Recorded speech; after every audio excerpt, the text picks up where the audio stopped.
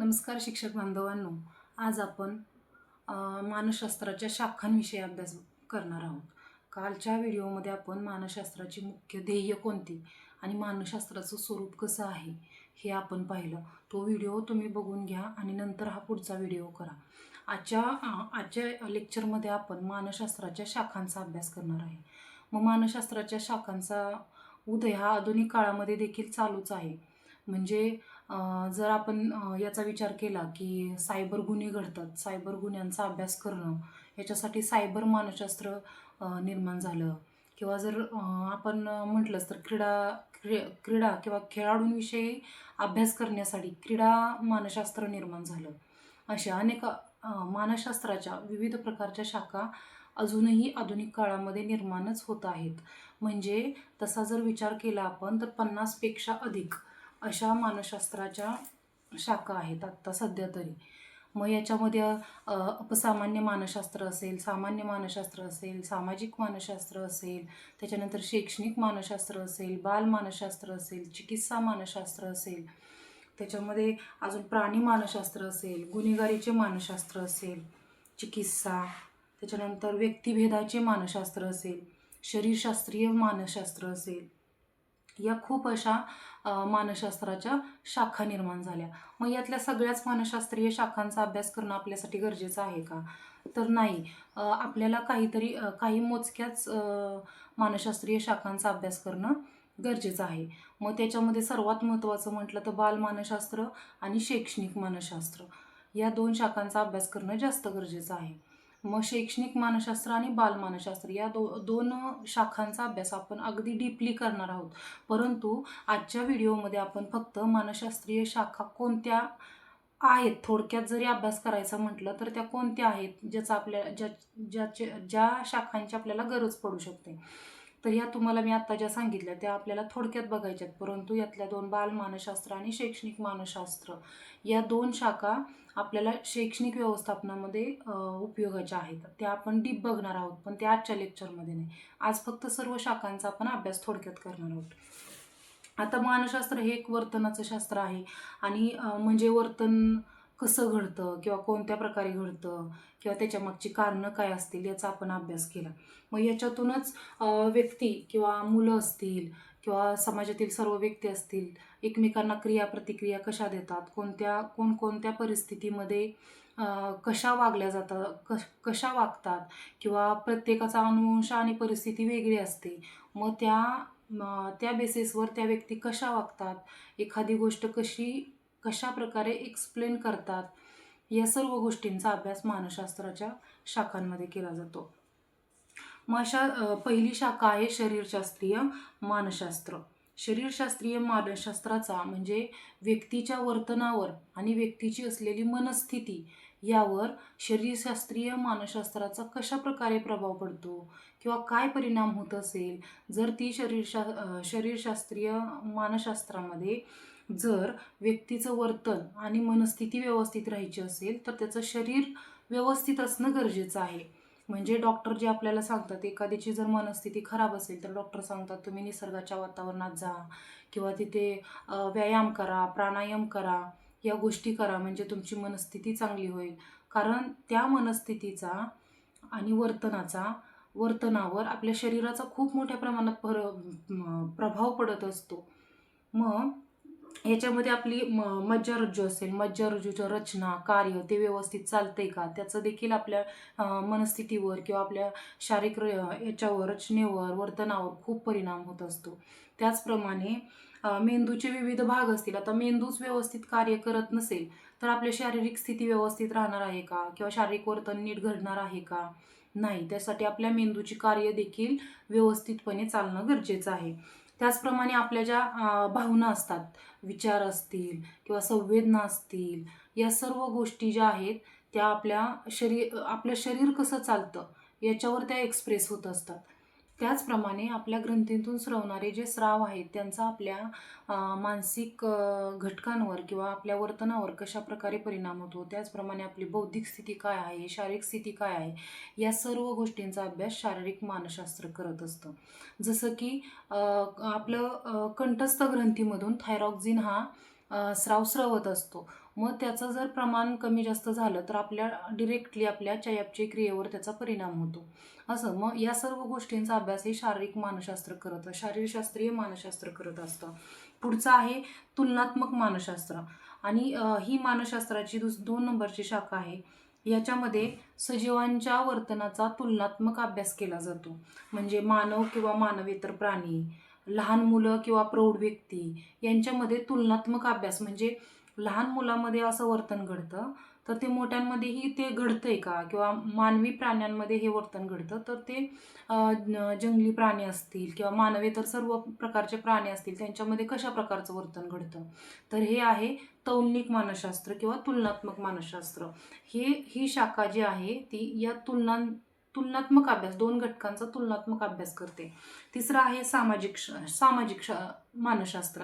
आता हे तर आपल्या जवळचंच आहे आणि ओळखीचं आहे. म्हणजे आपण समाजशील प्राणी, आपल्याला मानव हा समाजशील प्राणी आहे आणि सामाजिक क्रियांमध्ये आपण कोणत्या प्रकारच्या क्रिया प्रतिक्रिया कोणत्या परिस्थितीमध्ये कसं वागतो या सर्व घटकांचा अभ्यास, किंवा समाजामध्ये आपलं वर्तन कसं आहे किंवा कोणत्या गोष्टींचा आपल्यावर जास्त परिणाम होतो, लहान मुलांवर कोणत्या गोष्टींचा परिणाम होतो, या सर्व गोष्टींचा अभ्यास हे सामाजिक मानसशास्त्र करतं. पुढचं आहे व्यक्तिभेदाचं मानसशास्त्र. बघा आपण म्हणतो की व्यक्ती तितक्या प्रकृती. म्हणजे याच्यामध्ये वेगवेगळ्या प्रकारच्या व्यक्ती आहेत, त्या प्रत्येक व्यक्तीचं वर्तन हे वेगवेगळं आहे. मॅकडुगलनं आपण पहिल्या लेक्चरमध्ये बघितलं होतं. मॅकडुगलनं सहज प्रवृत्तीवाद सांगितला. त्या सहज प्रवृत्तीवादामध्ये त्याने सांगितलं की मनुष्याकडे 18 सहज प्रवृत्ती असतात आणि त्या 18 सहज प्रवृत्तीमधून त्याचं वर्तन घडत असतं. मग त्याच्यामध्ये जिज्ञासा असेल, सर्जनशीलता असेल, अशा इच्छा असतील, आकांक्षा असतील, या सर्व सहज प्रवृत्तीतून मनुष्याचं वर्तन घडत असतं. मग त्यातून प्रत्येकाचं व्यक्तीनुसार हे वर्तन घडत असतं. त्याचाच अभ्यास व्यक्तिभेदाचं मानसशास्त्र करत असतं. पुढचं अत्यंत महत्त्वाचं आहे, जे आपण आत्ता थोडक्यात बघणार आहोत, परंतु त्याच्यावर आपण एक पूर्ण टॉपिक आहे, तो टॉपिक आपल्याला घेणं गरजेचं आहे. कारण त्याच्यावर नाही म्हटलं तरी प्रत्येक पेपरमध्ये 2 ते 3 मार्काचे प्रश्न असतात. बालमानसशास्त्र हे लहान बालकांच्या शारीरिक, मानसिक, त्याच्यानंतर आजूबाजूचं त्यांच्या वातावरण कसं आहे किंवा त्या वातावरणाचा लहान बालकांवर कसा परिणाम होतो, लहान मुलं समोरच्याला क्रिया प्रतिक्रिया देताना भाव कोणते त्यांच्या चेहऱ्यावर दिसतात, या सर्व गोष्टींचा अभ्यास आणि बालमानसशास्त्र करत असतं. मग पुढची शाखा आहे मनोविकृतीशास्त्र. आता मनोविकृती म्हणजे काय, मनोविकृतीचे कोणकोणते प्रकार आहेत याच्यावर देखील प्रश्न असतो. हे देखील विकृती आपण अगदी शेवटून 2रा-3रा टॉपिक असेल मनोविकृतीवर कोणकोणत्या घटकांचा, म्हणजे मनोविकृतीमध्ये कोणकोणते घटक येतात, कोणकोणते रोग येतात किंवा त्याचा परिणाम मानवावर कसा होतो, लहान मुलांवर कसा होतो, याचा अभ्यास करणार आहोत. त्याचप्रमाणे मनोविकृतीमध्ये जर एखाद्याला विकृती असेल, मानसिक विकृती असेल किंवा शारीरिक विकृती असेल तर त्याचा परिणाम ह्याच्यावर वर्तनावर कसा होतो याचा देखील आपण अभ्यास करणार आहोत. त्याचप्रमाणे त्याच्यासाठी कोणत्या उपाययोजना करणं गरजेचं आहे याचा देखील आपण अभ्यास करणार आहोत मनोविकृतीशास्त्रामध्ये. त्याच्यानंतर औद्योगिक मानसशास्त्र, नावाप्रमाणेच याच्यामध्ये व्यापार उद्योगाच्या निमित्ताने जवळ येणारा मानव समूह, त्यांच्या अंतर्गत घडणाऱ्या सर्व क्रिया प्रतिक्रिया यांचा अभ्यास आपण याच्यामध्ये करतो. सामान्य मानसशास्त्रामध्ये व्यक्तीच्या परिसराच्या संदर्भातील सामान्य व्यक्तींच्या क्रिया प्रतिक्रियांचा याच्यामध्ये आपण अभ्यास करणार आहोत. आणि अपसामान्य मानसशास्त्र अगदी याच्या उलट आहे, ज्याच्यामध्ये अपसामान्य म्हणजे ज्या विशेष मुलं असतात, विशेष मुलं म्हणजे मतिमंद, गतिमंद, ही अशी विशेष मुलं असतात, त्या विशेष मुलांच्या बाबतीमध्ये याच्यात अभ्यास केला जातो अपसामान्यमध्ये. प्राणी मानसशास्त्रामध्ये प्राण्यांच्या वर्तनाचा अभ्यास केला जातो. गुन्हेगारीचे मानसशास्त्र, बघा आता समाजामध्ये खूप मोठ्या प्रमाणात गुन्हे घडतात. मग हा गुन्हा का घडला, कारण याच्या मागची कारणे काय, किंवा गुन्हेगारी वृत्ती नष्ट करता येईल का, नसेल करता येईल तर त्याच्यावर काय उपाययोजना केल्या पाहिजेत, हे गुन्हेगारीचं मानसशास्त्र आपल्याला शिकवतं. त्याच्यानंतर पुढचं आहे चिकित्सा मानसशास्त्र. बघा आपण बऱ्याचदा आता समाजामध्ये वावरत असताना आपल्याला लोक म्हणतात की जसा करोना येऊन गेला तसं आमच्या शारीरिक व्याधी वाढत चालल्या आहेत. मग हे का होत आहे किंवा याच्या मागची कारणं काय आहेत, हे झालं आपलं एक्झाम्पल. म्हणजे काय की मानसिक आजारांचा अभ्यास असेल, मानसिक रोगांची कारणं शोधून काढणं किंवा एखादा आजार का होत असेल, तो किती लोकांना एकसाथ जर खूप लोकांना तो रोग होत असेल तर त्यामागची कारणं काय आहेत हे चिकित्सा मानसशास्त्र शोधून काढतं. त्याच्यानंतर एक मोस्ट इम्पॉर्टंट म्हणजे शैक्षणिक मानसशास्त्र.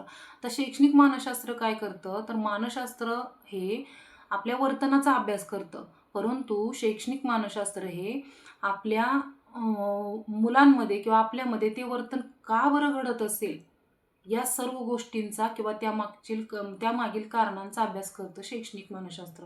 मग एखादा मुलगा कसा वागतो, त्याचं वर्तन काय आहे, मग तो असं वर्तन करण्यामागची कारणे काय आहेत याचा अभ्यास करतो. म्हणजे शैक्षणिक मानसशास्त्रावर आपल्याला खूप सारे डिटेल्स बघायचे आहेत, परंतु आता इतकंच लक्षात ठेवा की आपण जे वर्तन करतो किंवा आपली मुलं जी वर्तन करतात शालेय वातावरणामध्ये, त्या वर्तनाच्या मागची कारणं शोधून काढणं. मानसशास्त्र काय करतं, तर वस्तुस्थिती म्हणजे वास्तवाचं वर्णन करतं आणि शैक्षणिक मानसशास्त्राची जोड भेटली की मग ते वर्तन बालक का करत असेल याचा अभ्यास करतं. म्हणजे आपल्याला शैक्षणिक मानसशास्त्र आणि बालमानसशास्त्र या दोन गोष्टींचा डीपमध्ये अभ्यास करायचा आहे.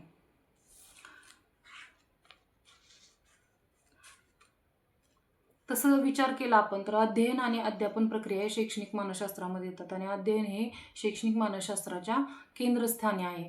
तरी शिक्षक बांधवांनो आणि माझ्या भावी शिक्षकांना, आपण आजच्या टॉपिकमध्ये मानसशास्त्राच्या शाखा पाहिल्या आणि या मानसशास्त्राच्या शाखांमध्ये प्राणी मानसशास्त्र असेल, तौलनिक मानसशास्त्र असेल, चिकित्सा मानसशास्त्र असेल, शैक्षणिक मानसशास्त्र असेल, बाल मानसशास्त्र असेल, सामान्य मानसशास्त्र असेल, अपसामान्य मानसशास्त्र असेल, शारीरशास्त्रीय मानसशास्त्र असेल, चिकित्सा मानसशास्त्र असेल, या सर्व मानसिक घटकांवर या सर्व मानसशास्त्रामध्ये कशा प्रकारे परिणाम होत असेल, ही सर्व मानसशास्त्राच्या शाखा त्यांच्या शाखेमध्ये अभ्यास करत असतात आणि त्याच्यातूनच या सर्व शाखा उदयाला आल्या.